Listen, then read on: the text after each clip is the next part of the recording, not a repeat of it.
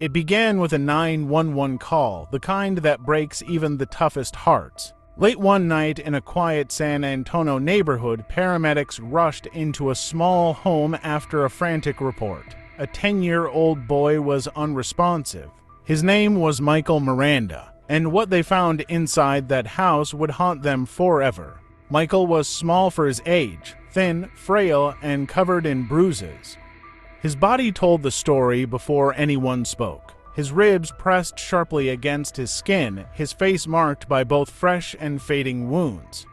One first responder whispered that he looked closer to 6 than 10. Standing nearby were his adoptive parents, Jonathan and Christina Miranda. They appeared calm, emotionless, as paramedics worked desperately to save the boy. At first, they claimed Michael had fallen or gotten sick. But when detectives arrived, their story began to crumble. Officers noticed a locked laundry room, the door bolted from the outside. Inside was a small, filthy space with a thin blanket on the floor, a plastic bowl, and walls stained with grime. The smell of decay was heavy in the air. That was where Michael had been kept. Investigators later found out that he had been locked in that tiny room for months, maybe even longer. When police spoke with the other children in the home, the horror deepened.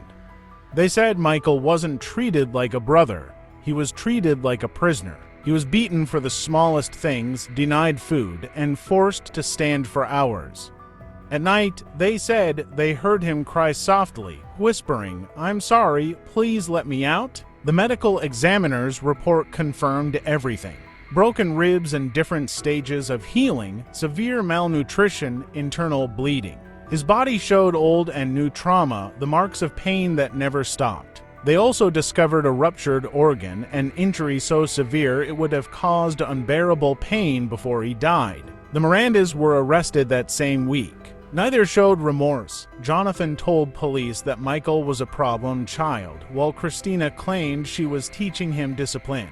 But prosecutors called it what it was: torture. Neighbors were stunned. They said the Mirandas kept to themselves, a quiet, smiling couple with flowers on the porch and toys in the yard. No one ever guessed the nightmare happening behind those walls. Both Jonathan and Christina Miranda were charged with capital murder, accused of starving, beating, and killing their adopted son. If convicted, they could spend their lives in prison or face worse. The surviving children were taken into protective custody, beginning therapy to heal from what they'd seen. And as for Michael, his voice may be gone, but his story isn't. It's a reminder that sometimes monsters don't hide in the dark. They sit at the dinner table, smiling for family photos.